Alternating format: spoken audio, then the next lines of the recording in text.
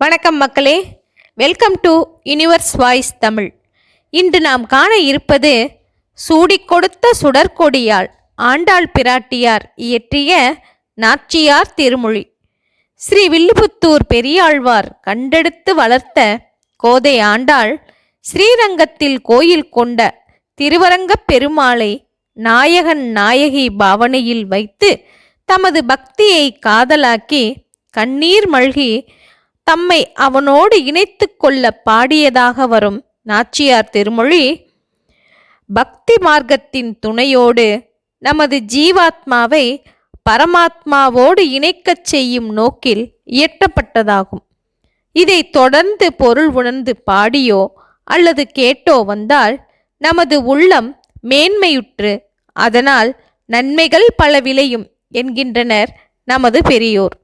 நமது மனமானது கசிந்துருக அதன் மூலம் இறைநிலையில் சரணடைய இனி அடுத்தடுத்து வரும் காணொளிகளில் 4000 திவ்ய பிரபந்தத்தில் சேர்க்கப்பட்டுள்ள கோதை ஆண்டாள் பிராட்டியார் பாடிய நாச்சியார் திருமொழி பாடல்களை பொருள் விளக்கத்துடன் வரிசையாக காணலாம்.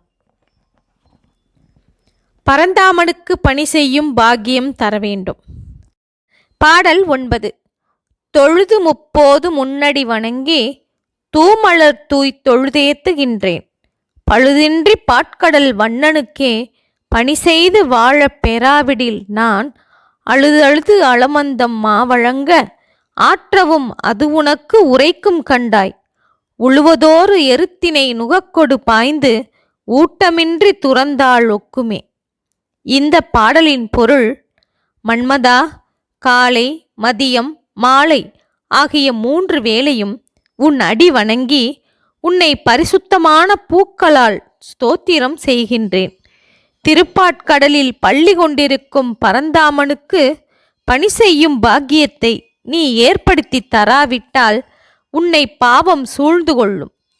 உழும் எருதை நுகத்தடியில் பூட்டி நல்ல வேலை வாங்கி கொண்டு அது தாங்கி இருந்த நுகத்தடியாலேயே தள்ளி அதற்கு தீனி கொடுக்காமல் அலட்சியம் செய்வதற்கு ஒப்பானது உன் அலட்சிய போக்கு என்ற பொருளில் இந்த பாசுரம் அமைந்துள்ளது. திருப்பாட்கடலில் பள்ளி கொண்டிருக்கும் பரந்தாமனுக்கு பணி செய்யும் பாக்கியத்தை நீ ஏற்படுத்தி தராவிட்டால் உன்னை பாவம் சூழ்ந்து கொள்ளும் என்று மன்மதனை பார்த்து ஆண்டாள் கூறுகின்றார். மன்மதன் காம மயக்கத்தை ஏற்படுத்தக்கூடியவன் என்பது நமக்கு தெரியும். அப்படிப்பட்டவனிடம் ஆண்டாள் வேண்டுகோள் விடுப்பது எதற்காக என்பதை இங்கே ஆழ்ந்து சிந்திக்க வேண்டும். காமனை வென்றால்தான் பகவானை நாம் அடைய முடியும். ஆகவே என்னை பகவானிடம் சேர்க்கும் பொறுப்பு உன்னுடையது. அப்படி நீ செய்யாமல் போனால் பாவம் உன்னை சூழும் என்று ஆண்டாள் கூறியது இந்த அடிப்படையில்தான்.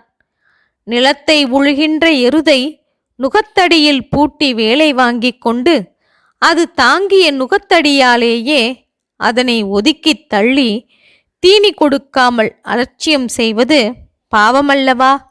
அதேபோல் காலை மதியம் மாலை ஆகிய 3 வேளைகளிலும் உன் அடி வணங்கி பரிசுத்தமான மலர்களால் உன்னை தோத்திரம் செய்கின்றேன்.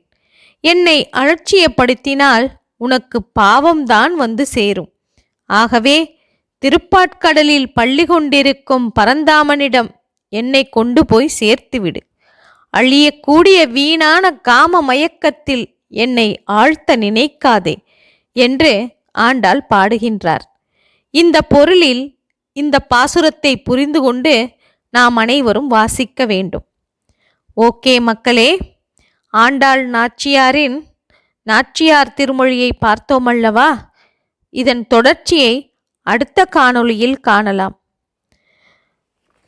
இதுவரை எனது யுனிவர்ஸ் வாய்ஸ் தமிழ் சேனலை சப்ஸ்கிரைப் செய்யாதவர்கள் சப்ஸ்கிரைப் செய்து கொள்ளுங்கள். ஷேர் செய்யுங்கள், மறக்காமல் லைக் செய்யுங்கள். ஓகே மக்களே, நன்றி, வணக்கம்.